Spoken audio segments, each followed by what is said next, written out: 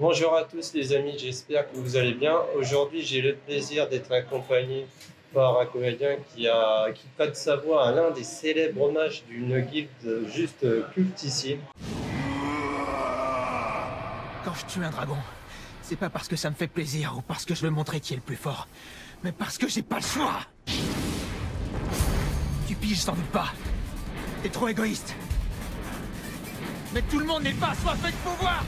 Moi, mon seul et unique but dans la vie, c'est de protéger mes amis.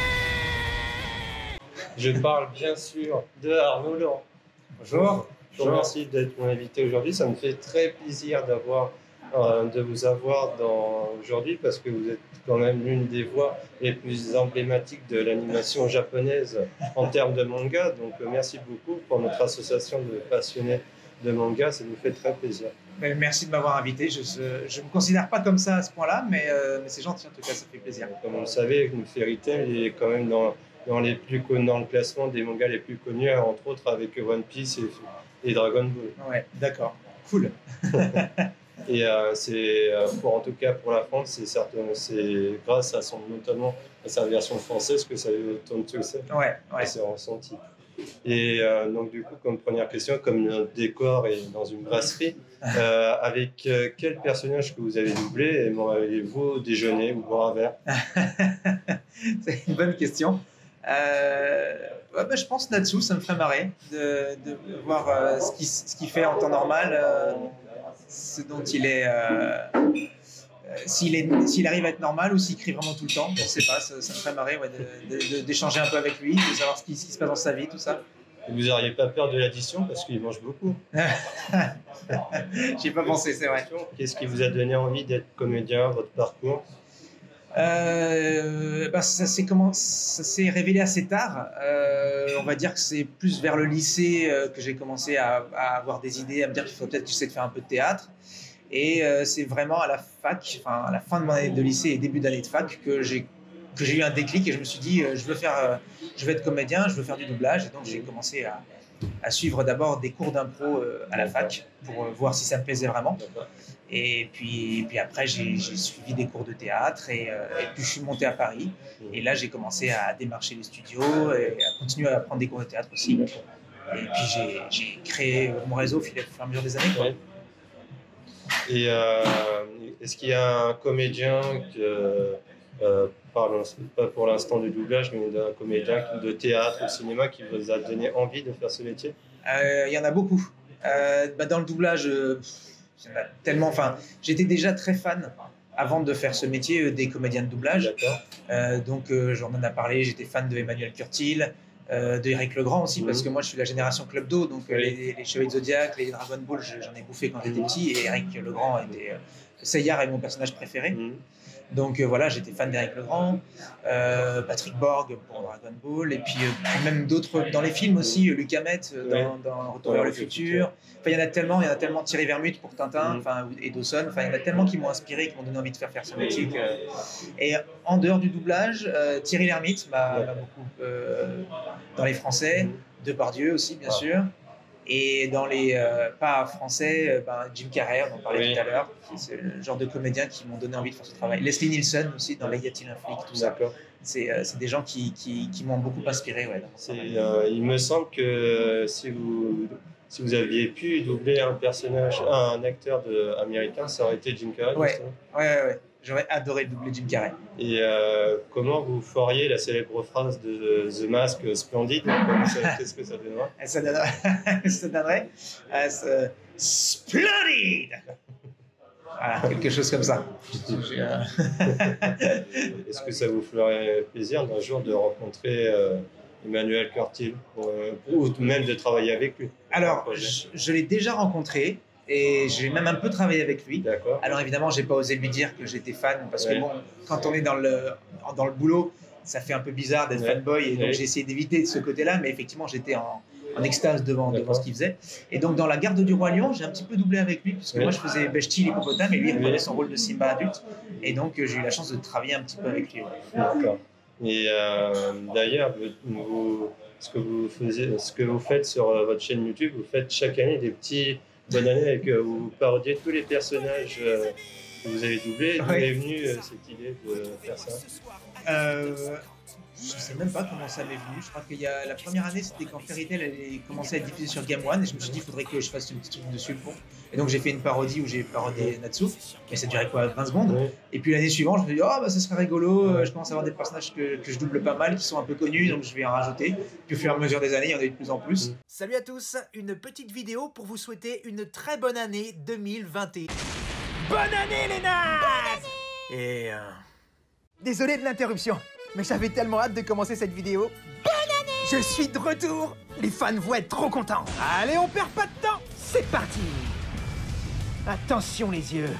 Bonne année du dragon de... Une petite seconde, Natsu. Les choses ont changé cette année. Ah, il m'a pas laissé finir ma phrase. T'es plus le seul à avoir été doublé par Arnaud.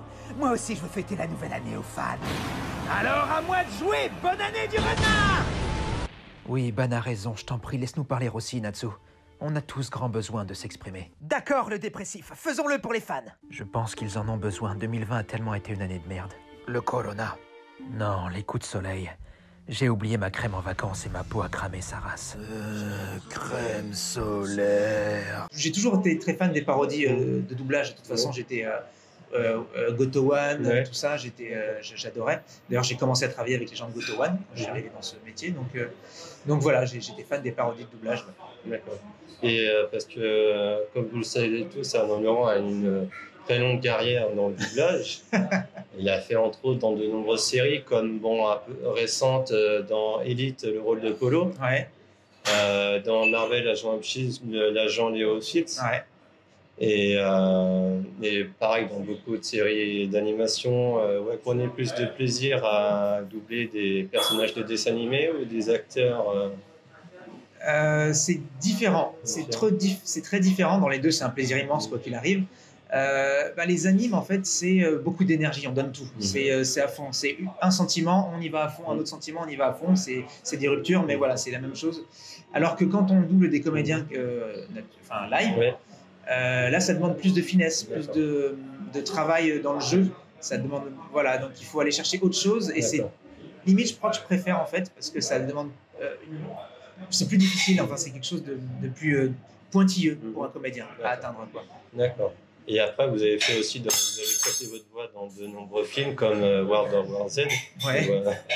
Vous avez fait plusieurs films Netflix aussi, dont la trilogie À tous les garçons que j'ai aimés, dans le rôle de Noah Centineo. Ouais. Ça, cet acteur-là, c'est un acteur que vous aimeriez bien rencontrer à l'avenir? J'adorerais, j'aimerais beaucoup le rencontrer. Parce que déjà, je trouve, d'un point de vue objectif, j'aime beaucoup ce qu'il propose. Il est assez charmant dans sa façon de jouer. Il n'est pas ultra beau, mais il a beaucoup de charisme. Et dans sa façon de jouer, j'aime beaucoup le doubler parce qu'il a plein de petits trucs comme ça. Donc il faut beaucoup le remplir, il faut chercher des choses difficiles et j'aime bien ça. D'accord. Et vous aimeriez bien être sa voix régulière comme l'est David Kruger pour Dwayne Johnson et Chris Pratt? J'aimerais bien. Jusqu'ici, je l'ai pratiquement suivi partout, sauf dans 2 films. Mais le souci, c'est que c'est pas nous qui décidons. Salut. Salut. J'ai quelque chose à te dire. D'accord. J'ai conduit jusqu'ici. Sérieux? Waouh, ça c'est génial. Félicitations. Merci. Oh, wow. Qu'est-ce que t'as dans la main? C'est rien. Ah, c'est rien.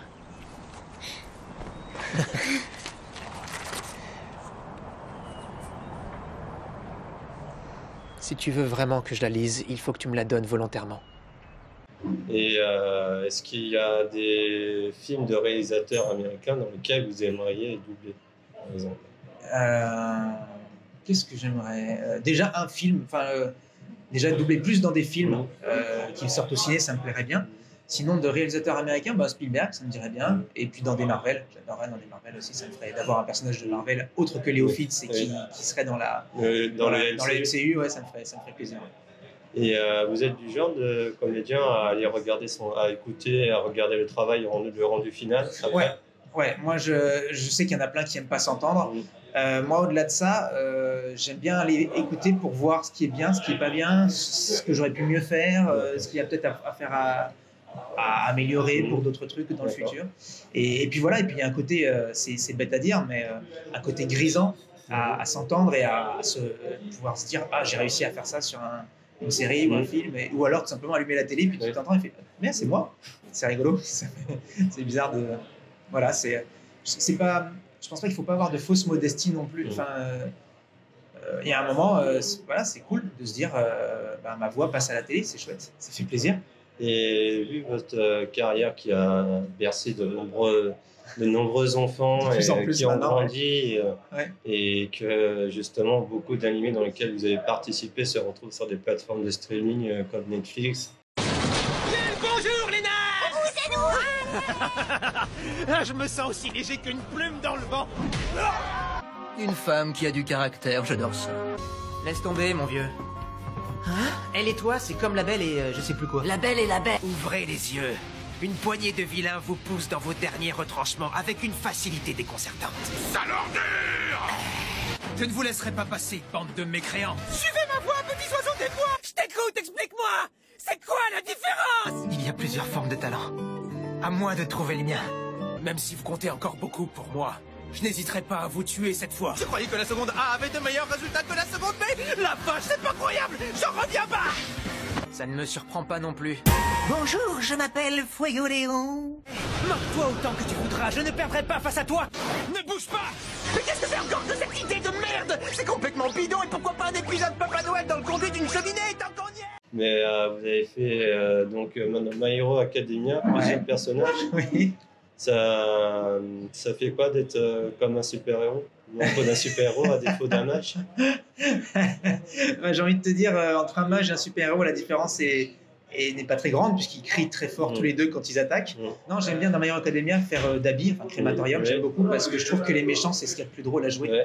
Et j'adore jouer des méchants. Et des méchants un peu sadiques, c'est vraiment cool. Après, vous jouez aussi, vous êtes connu pour le rôle de Ban. Ouais. C'est un personnage que vous prenez plaisir à jouer? Plaisir de plus en plus, mais au début c'était très compliqué parce que Ban, il est très loin de moi. C'est pas du tout Natsu, c'est venu tout de suite parce qu'il est énergique, il est comme moi. Ban, il fallait que je trouve quelque chose de... en fait, il est très nonchalant, il est plutôt calme, donc il a fallu que j'aille chercher autre chose comme comédien et au début j'étais pas à l'aise. Et depuis ça va mieux. Donc je prends de plus en plus de plaisir à le faire. Et au fur et à mesure du temps, vous apprenez à connaître le personnage de Natsu. Est-ce que quelque part vous retrouvez en lui d'une certaine manière quelconque dans son caractère? Oui, mais dès le départ, ce que je disais, le côté énergique, le côté tout feu tout flamme, c'est proche de moi. Donc je me suis retrouvé au fur et à mesure de plus en plus. Même les ruptures de passer du comique au combat, c'est quelque chose que j'adore. Donc au fur et à mesure du temps, je l'ai de plus en plus apprécié. Après, vous vous amusez aussi toujours à prendre vos personnages, notamment via des vidéos TikTok. Vous avez fait récemment l'animateur radio sur TikTok. C'est parti pour le test. Et pour ce deuxième épisode, on va changer un tout petit peu les règles. Cette fois, je vais vous donner un texte que vous allez devoir lire en mode animateur radio. Essayez d'être naturel, essayez d'être dynamique. Montrez ce que vous savez faire. Attention, vous êtes prêts? C'est parti. Virage Radio, l'électro-rock station. Salut tout le monde, c'est Natsu sur Fairy Tail Radio. Bienvenue dans mon émission. Vous restez avec moi, je vous offre le nouvel iPhone dans le prochain quart d'heure. On fera aussi un point sur l'actu avec la rédac. Mais avant ça, c'est le retour de ma playlist avec le tout nouveau Maroon 5. Maintenant sur Fairy Tail Radio. It's beautiful, it's bittersweet, you're like a broken home to me. I take a shot. C'est des gens, vous vous lancez un peu sur les différents réseaux sociaux pour faire plaisir aux fans. C'est ça, parce que en fait, je me suis rendu compte qu'il y avait une fanbase qui s'était développée et que ça donne envie de faire d'autres vidéos, de faire plaisir aux fans notamment, parce que c'est quand même grâce à eux que ça marche et que ça tourne. Donc voilà, et puis après, je publie pas pour publier, c'est quand j'ai des idées, c'est-à-dire que par exemple, le truc de la radio, je suis tombé sur cet animateur qui permettait qu'on s'exprime dessus. Je me suis dit, ah, ça pourrait être drôle que Natsu le fasse, et je l'ai fait. Mais je ne suis pas tout le temps à essayer de chercher un truc, à publier pour publier, ça ne m'intéresse pas. Et votre actualité en ce moment Même si je sais qu'il y a un rôle que j'ai hâte de pouvoir annoncer, mais ce sera quand il sortira, donc pour l'instant je ne peux rien dire. Et sinon, je serai au théâtre normalement à partir de mi-septembre. Et juste avant de partir, est-ce que vous pouvez nous faire au revoir les nazes? Enfin, il faut calmer les nazes. Bien sûr. Salut les nazes, c'était Natsu. À bientôt. Je vous remercie d'avoir regardé cette vidéo. N'hésitez pas à nous suivre sur tous nos réseaux sociaux et à vous abonner sur la chaîne, ça nous fait très plaisir. Et je laisse ma place à Natsu pour le petit jeu concours. Donc je vous dis à tout de suite et à très bientôt. Bye bye. Bien le bonjour les nazes, c'est Natsu de Fairy Tail. Alors si vous voulez gagner des affiches de Fairy Tail, c'est simple, il faut répondre à cette question. Qui est la maman de Happy? A. Lucie. B. Lissana. Voilà, vous pouvez répondre sur Twitter et moi je vous dis à très bientôt. Ciao.